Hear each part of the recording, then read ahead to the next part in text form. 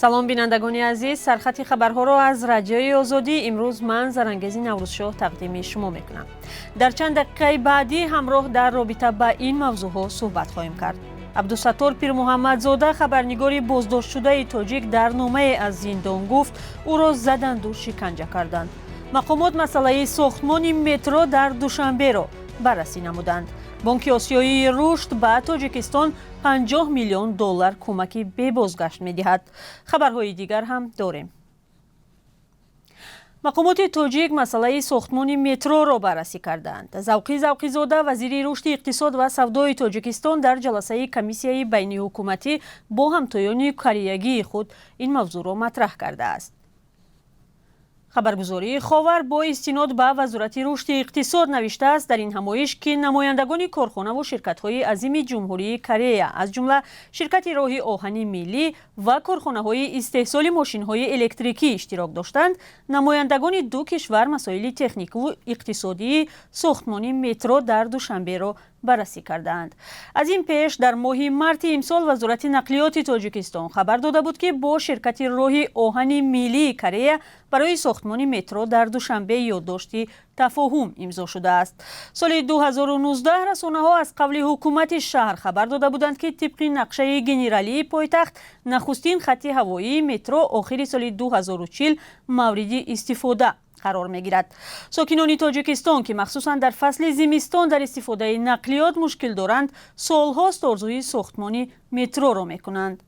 чанд соли пеш Абдуҳалим Ғафурзода, раиси ҳизби социалист ва яке аз номзадҳо ба мансаби президентии Тоҷикистон, ба мардум ваъдаи метросозӣ дода буд. аммо ин нияти ӯ боис ба эҷоди ҳазлу шӯхиҳо дар шабакаҳои иҷтимоӣ шуд. корбарон аз он дар ҳайрат буданд, ки чӣ гуна кишваре, ки садҳо мушкилоти иқтисодӣ дорад, метавонад метро созад.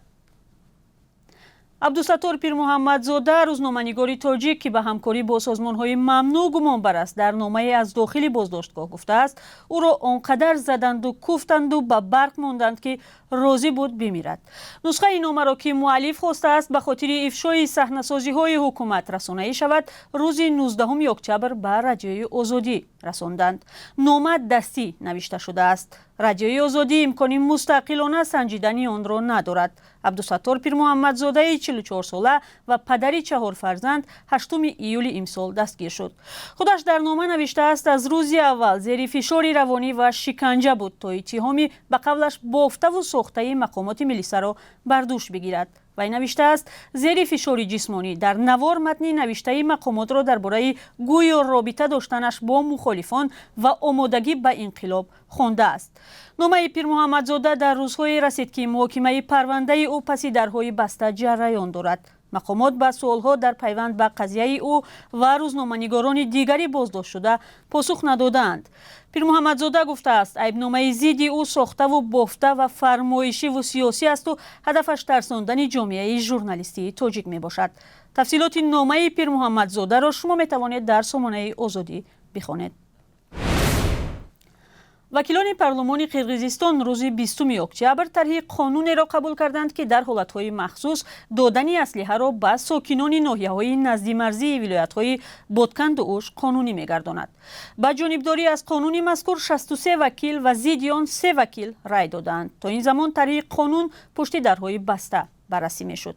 тарҳи қонуне, ки аз сӯи парлумони Қирғизистон қабул шуд, иҷозаи сафарбаршавии ихтиёриро ба сокинони минтақаҳои назди марзӣ ва додани аслиҳа ба онҳоро имконпазир мегардонад.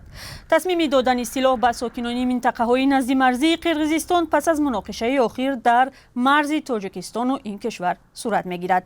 дар ин муноқиша аз ду тараф даҳҳо нафар куштаву захмӣ шуданд. коршиносон дар Тоҷикистон гуфтанд, додани силоҳ ба сокинони назди марзӣ метавонад боиси хунрезӣ бештар шавад. рӯзҳои ахир мақомоти Тоҷикистону Қирғизистон якдигарро ба ноором намудани вазъ дар марзи муштарак муттаҳам карданд. таҳлилгарон ин баёнияҳоро хатарнок ва баёнгари эҳтимоли такрори муноқишаҳои хунин дар марз меноманд. дар ин бора суҳбате дорем бо Анна Матвеева, пажӯҳишгари муқими Лондон, ки ба зудӣ дар сомонаи озодӣ нашр мешавад. ҳамчунин имрӯз дар барномаи ахбор дар бораи радиои донишҷӯён суҳбат мекунем, ки чанде пеш дар Душанбе ба пахши барномаҳояш шурӯъ кард. استادان دانشگاه باور دارند که برنامه‌های آنها شنونده خود را پیدا خواهند کرد و محصلین در دوره آموزش تجربه کار در رادیو را کسب می‌کنند.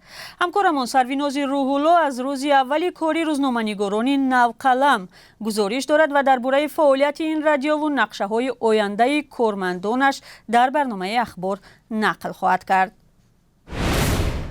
در روسیه به جای مردانی که به ارتش و جنگ سفربر شدند، دانشجویان را به کار می‌فرستند. رهبری ولایت کمیروی این کشور از اعلان بسیج مهنتی یا سفربرسازی دانشجویان به کار در این منطقه خبر داده است. دانشجویان سال آخر دانشگاه و آموزشگاه‌های کمیروی را به جای افرادی که به خدمت و جنگ اوکراین سفربر شده به کار می‌گیرند. به گفته رئیس کمیروی با این رو هم جای خالی مانده مردانی بسیج شده پر کرده می شود و هم دانشجویان تجربه کاری خواهند گرفت. دانشجویان باید به جای تحصیل در کارخانه‌های ساختمانی، نقلیاتی و انگشت به کار قبول شوند. ولادیمیر پوتین 21 ایول موبیلیزاسیا یا سفربری نسبی به ارتش را اعلان کرد. وزارت دفاع روسیه گفت باید 300,000 نفر بسیج شود.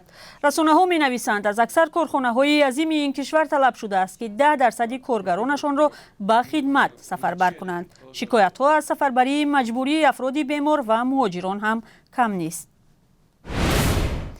بانک آسیایی رشد اعلام کرد که به تاجیکستان برای دستگیری طبقه‌های کم‌بضاعت و آسیب‌پذیر 50 میلیون دلار کمک به بازگشت می‌دهد. بانک مذکور همین هفته طرحی را تصدیق کرد که بر اساس آن پول مذکور برای مبلغ‌گذاری برنامه ضد بحرانی حکومت جهت کمک به قشرهای کم‌بضاعت، رشد استحصال مواد غذایی در داخل، حمایت صاحبکاری خرد و تأسیس جای‌های کاری برای مهاجران بازگشته از خارج صرف می‌شود. از حساب 50 میلیون دلار از جمله 250 عائله فقیر و آسیب‌پذیر در تاجیکستان 600 سومانی کمک مالی یک وقته می‌گیرند. نماینده بانک آسیایی رشد گفته است از بس که تاجیکستان نفت و بنزین و دیگر مواد سوخت را از خارج می‌خرد، بالا رفتن قیمت آنها سبب آسیب دیدن اقتصاد، افزایش فقر و بیکاری می‌شود. حالا از قرب اسعار در تاجیکستان میگویم. بانک ملی روز 21 اکتبر 1000 روبل روسی را 162 سومانی، $1 را 10 سومانی و 21 درم و 1 یورو را 10 سومانی تعیین کرده است. این قرب رسمی است و در بانک‌های تجارتی قرب سومانی فرق می‌کند. بیننده عزیز، تشکر برای همراهی. این برنامه سرخط خبرها بود و ما شما را 3 ساعت بعد در برنامه اخباری آزادی انتظار خواهیم بود. تا اون وقت خدا نگهدار.